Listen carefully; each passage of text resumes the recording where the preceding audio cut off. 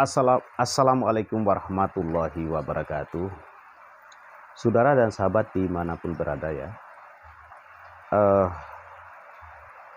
Kalau kita melihat kenyataan dalam hal misalnya pandangan dan pendapat beberapa pihak soal oknum habaib di Nusantara ini, maka sudah seharusnya kita harus melihat itu dalam sudut pandang yang dewasa, bijak, cerdas sudah tentu ya. Dalam arti kita tidak boleh memaksakan kehendak. Jadi setiap orang yang kemudian ada referensinya, ada dasarnya gitu loh, dalam menyampaikan pikiran dan pandangan dia tentang sesuatu hal, misalkan tentang habaib ini, keberadaan habaib di Nusantara, itu merupakan informasi yang patut untuk disatukan. Disatukan itu adalah dilakukan yang namanya dialog tabayun atau diskusi ataupun debat namanya, debat ilmiah begitu. Dengan suatu prinsip bahwa kita semua ingin mencari kebenaran yang sejatinya kebenaran itu sendiri. Nah, sering kali dikatakan ya, apakah itu karena atas dasar belum ada kepentingan kita?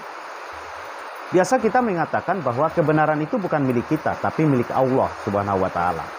Artinya kebenaran yang sebenar-benarnya itu hanyalah Allah Subhanahu wa taala yang tahu akan kebenaran yang sesungguhnya dan yang memiliki kebenaran, yang punya kuasa atas kebenaran sejati itu.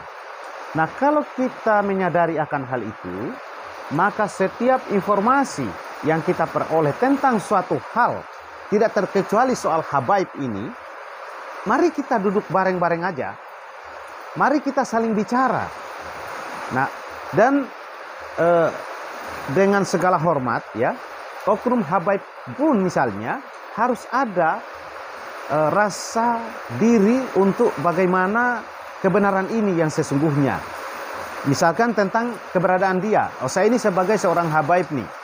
Tapi dia harus memiliki perasaan, misalkan penasaran juga. Apakah betul saya ini seorang habaib dalam tanda petik keturunan dari baginda Rasulullah atau bukan? Itu juga harus ada juga tuh pertanyaan begitu. Dengan seperti itu artinya tidak menjadikan gelar habaib ini sebagai sesuatu yang membedakan daripada yang lain. Tetapi ya dia melihat bahwa jangan sampai juga saya ini mohon maaf dengan perjalanan zaman kehidupan yang waktunya ini sudah luar biasa ya, sudah sangat kita nggak bisa lagi tahu ya bagaimana perjalanan informasi putaran dari waktu ke waktu atas kebenaran-kebenaran yang sesungguhnya itu. Nah, sebab itulah kita harus senantiasa ada rasa kewaspadaan, rasa was-was. Bukan berarti rasa was-was itu kita mencurigai semua bahwa semua itu nggak benar begitu. Enggak. Tapi kebenaran sekalipun yang sudah ditunjukkan dengan bukti-bukti yang ada, kita harus ada batasannya bahwa kebenaran yang sejatinya ini ada. Tapi yang tahu akan semua itu adalah tentu bukanlah kita lagi. Artinya waktu yang akan membuka itu semua. Nah, dengan seperti itu, ya hari ini ada penelitian yang dilakukan Kiai Haji Imaduddin, ada informasi dari oknum-oknum tertentu tentang bagaimana habaib ini datang di Indonesia, di Nusantara.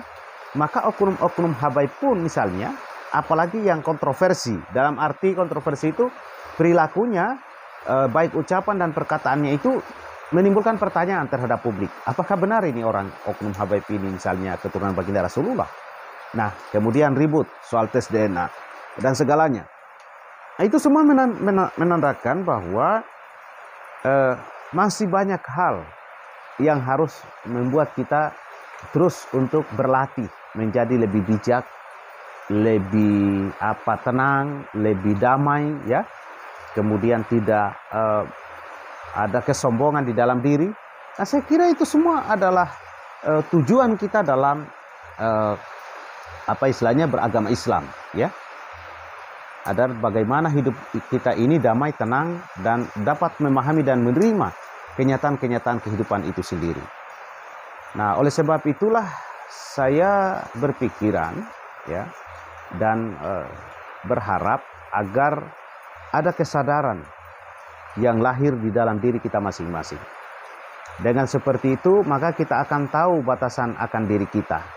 Kalau kita sudah tahu batasan diri kita, maka ya akan tercipta, terwujud kehidupan yang damai, kehidupan yang makmur, kehidupan yang sejahtera, dan pasti akan berkeadilan sosial bagi seluruh kita semua.